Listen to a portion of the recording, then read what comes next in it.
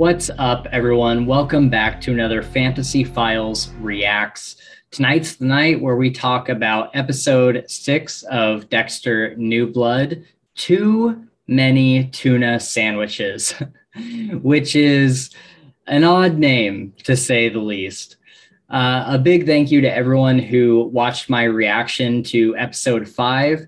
It is now one of the leading videos on my channel as far as views and likes go. And I just really appreciate all of your guys' support for this channel. If you'd like to support us further, then we always appreciate a like and subscribe here on YouTube. And remember that you can also follow us on Twitter for fantasy-related content, as well as other discussions about TV shows and maybe the occasional Taylor Swift-related tweet. As usual, I will do a quick recap for the episode and then get into my personal thoughts about what happened. So the episode opens up with Harrison doing chores outside, taking Kurt's advice to do something nice for the person that he is upset with. Dexter finds Harrison's job application for Kurt's truck stop, and he is not too happy about it. He does not want Harrison to take the job, and privately, he's wondering why Kurt has so much interest in his son. Next, we see Kurt embalming Chloe and trying to fit a mask over where he shot her in the face. Dexter gets pulled over by Angela, asking him to tell her the truth about his real name, holding up the obituary. They go down to the police station where he tells her that death has been following him for years, first by Rita dying and then by Deb. And then he decided to drive his ship into a hurricane, but he survived. He realized that that was a chance to start over, and he changed his name to Jim Lindsay and moved away, technically abandoning Harrison. She gets very upset and doesn't know how she can trust him, and she asks him to leave. On the way out, Dexter wonders who gave him up, and he thinks that it might be the true crime podcaster, Molly. Over at Kurt's truck stop, we see Kurt slipping up with some of his potential victims, and Harrison shows up with a filled out application and says that his dad would not sign it, but that he doesn't really care. Kurt forges Jim Lindsay's signature and hires him on the spot. He also says that he will try to make it to Harrison's wrestling match. Dexter goes looking into Molly's podcast, and he plays the Bay Harbor Butcher episode. And it looks like Molly doesn't believe that Dokes was the Bay Harbor Butcher. She believes that the Bay Harbor Butcher is still out there somewhere, and that the circumstances surrounding Dokes' death were very suspicious. Dexter wonders once again if she is Angela's source and if she is there to investigate Dexter in Iron Lake. At school, Harrison gets a text from Dexter saying that they will be going to therapy together. And then in the therapy session, Harrison tells the therapist about everything that happened since he was 5, and it is extremely emotional. When Dexter replies saying that he wished things had been different, the therapist tells him that he's going to need to dig a little bit deeper than that. He asks Dexter to talk about his childhood, and Dexter says that he was adopted as well, but otherwise lies about pretty much everything, saying that he had a really good childhood. It was very normal. They talk about Rita, and Dexter says that he made his peace with her dying.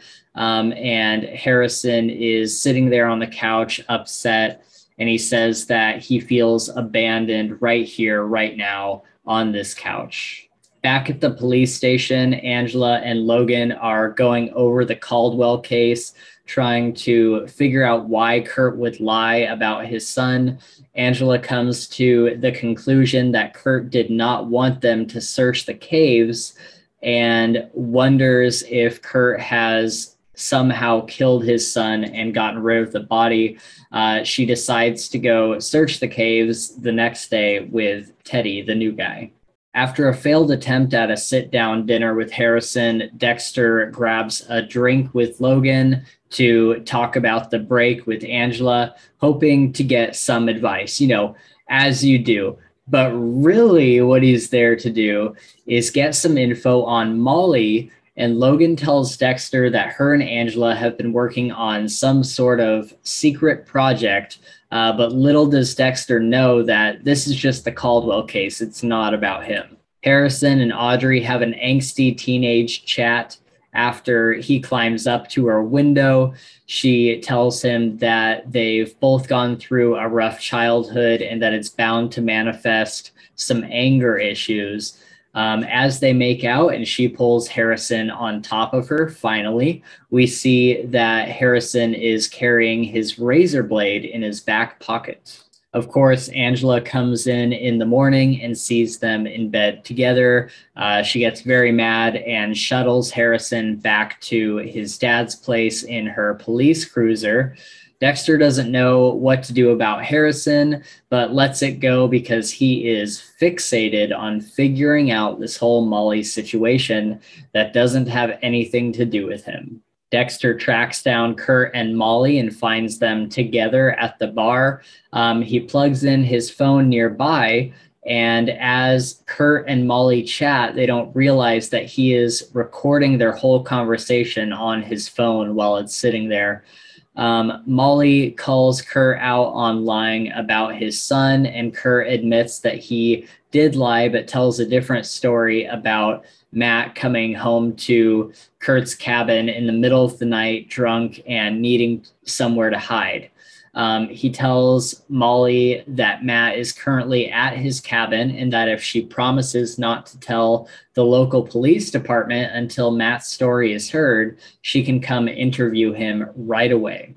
Dexter follows the two of them out to the cabin, and inside the hallway, Molly starts to get really creeped out. It's obvious that Matt is not there, and Kurt has closed the doors behind them. Dexter has figured out that Kurt is a serial killer by this point and barges in the doors, telling Kurt he thought he saw someone sneaking around the property. After Kurt awkwardly trying to explain away his actions, Dexter says that they should at least look in the room for Matt in case he is there. He goes in and notices the door locks only from the outside and that there's a camera in the corner. Kurt again tries awkwardly to explain that Matt must have left at some point, and then Dexter offers Molly a ride home, and it's clear now that Kurt is really slipping, and also maybe on to Dexter, if for no other reason than that he's getting in Kurt's way. Dexter looks like the good guy to Molly as he drives her back to her car and tells her that he won't say anything about this to Angela because Angela asked Molly not to get involved with Kurt at all. Meanwhile, Angela and Teddy are hiking up to the caves and start searching. They find a secret passage covered by rocks and go spelunking. Angela finds a body under a pile of rocks, a body that turns out to be none other than Angela's high school friend, Iris. Dexter goes to Harrison's wrestling match, and Harrison gets hurt in the match. Kurt tells him to unleash his anger on the other kid. Harrison's dark passenger makes a very public appearance as Harrison has the other kid tapping out and then breaks his arm. Kurt is fawning all over Harrison, and Dexter is about to start a fight. Logan breaks them up, and Harrison leaves as the boy from the other school says that he better watch his back. Dexter is having a talk with him on their way out when Angela calls. She's still at the caves, and Dexter answers saying, "This is Jim, are you okay?" And she says, I don't need Jim. I need Dexter Morgan. In the scenes for next week, we see Angela calling in Dexter to the crime scene officially as Dexter Morgan forensics expert. Deb tells Dexter that Harrison is drifting towards Kurt more and more. Police are swarming Kurt's cabin, and we see Kurt taking a mugshot. We also see Kurt sitting down with Dexter saying, "There was a time where I thought that we would be friends." And Dexter thinking, "Except you kill innocent women and I kill guys like you." All right. First of all, sorry guys, my throat is not feeling good, so sorry if my voice is a little weird this week. So I feel like I'm pretty honest on this channel about what I do and don't like. And it's not that I didn't like this episode, because how can you not like a Dexter episode? But I felt like it was just okay up until the last quarter of the episode or so. The last like 15 or so minutes like really won me over. But the rest of it was just kind of like blah a little bit. But let's talk about that ending. So when she said, "I don't need Jim, I need Dexter Morgan," I literally stood up out of my seat and yelled, "Let's freaking go, dude." Like I don't know why really, but it was so awesome to see someone recognize him as this master crime scene investigator. And I bet we're going to get more of that from him in that role. And I'm just super excited to see those talents put to use, because those were some of my favorite parts of the previous seasons.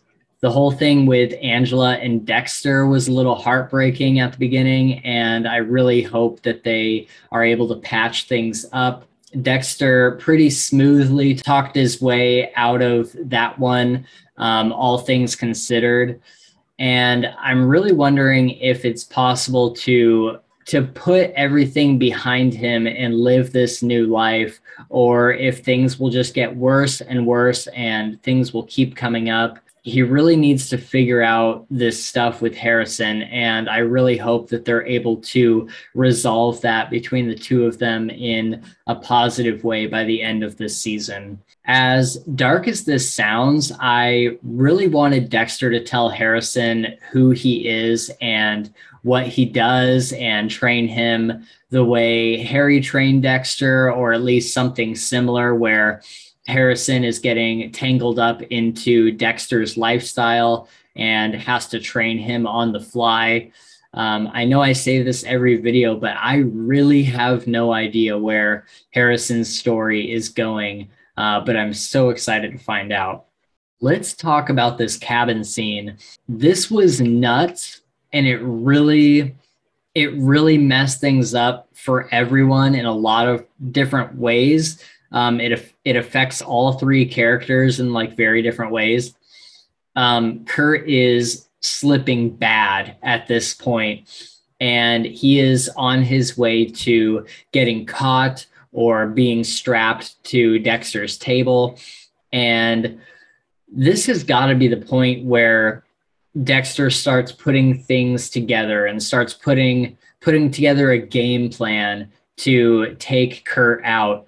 Not only that, but now Kurt is definitely suspicious of Dexter after he came barging in.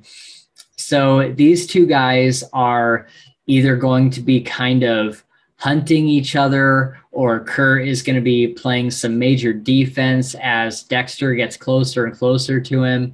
Molly is freaked out at first, but then seems resigned to just kind of shaking the whole thing off. But wouldn't Molly be freaking out? Like how is she not instantly accusing Kurt of being a serial killer? But maybe that's exactly what happens in the scenes from next week. We do see the cops swarming into Kurt's cabin and Kurt taking a mugshot. So who knows? But if Kurt gets taken out of the game next week, what is going to fill in the other 3 episodes? And honestly, I think that that would be kind of cool if Kurt was taken out next week and the remaining episodes are either Dexter tying up loose ends and kind of getting his life together with Harrison and Angela, or if somebody from the police department catches on to Dexter and he has to run for his life for the last handful of episodes. I think that could be really cool. When Dexter was on his way out of Kurt's cabin, I loved the line, "You want me to close this?" Like his his door that only locks one way. And Kurt's like, "Oh nope, that's fine." And I just loved that line there. Dexter was so cheeky in this scene, and I don't know. I think Kurt has to know that Dexter knows, right? Like he can't be that stupid. He has to know that he's caught because I feel like Dexter was being really obvious about like being like, hey, like I see you, like I know what you're doing here. And I would be very surprised if Kurt didn't catch on to that. And then after that scene, when he drives Molly back to the bar where her car was, I loved the line, "It's never good to kill the family member of a serial killer." And also in that same scene, Dexter says that Molly sees him as the good guy now, but the whole episode, Dexter was trying to figure out if Molly was onto him, but she wasn't really. But it was played up so much that I was wondering if she actually would be. And so now I'm wondering if nothing is going to happen with that or if that was just a fake out. And that was part of the reason why this wasn't really my favorite episode. I feel like that was kind of, if that's not going to turn into something bigger, I feel like that was kind of wasted. And it was just a way for Dexter to be doing something throughout the whole episode. What do you guys think? Do you think Molly will eventually catch on to Dexter? Will she be the one that figures out who he is, that he's the Bay Harbor butcher? Let me know in the comments below. By the way, the comments this last week have been really fantastic. I really appreciated everybody chiming in with their own kind of theories and stuff like that. It was a really great discussion there in the comments on that last video. But it was also kind of sad how Dexter, this whole episode, had so many chances to do right by Harrison, but was so consumed with the whole thing with Molly, he just completely screwed it up with his son. And all of that would be fixed if he would just tell Harrison who he is. It would open up so many conversations and clear up so many misunderstandings, and Harrison would understand like what Dexter is doing. And I just wish they would just talk. I had some conflicted feelings about the scene where Harrison comes in through Audrey's window, because I really like them together, and I'm glad that they finally got together in this episode. And it was really cool to get to see some more detail to Audrey's backstory. But the whole scene felt super, I don't know, teenage angsty. And I legitimately can't tell if it doesn't sound at all like a conversation I would have had with somebody in high school, or if it sounds exactly like a conversation I would have had in high school. The tunnel that Angela went into in this episode would have made me so claustrophobic. I cannot handle small spaces like that. And there's just no way I could have done it. But that was super sad when she eventually found Iris. I mean, we all knew that Iris was dead, but that was that was definitely a sad moment. Here's the question though. Who killed Iris? Because it's not Kurt's MO, unless it was a super early kill from him or something when he didn't know what he was doing.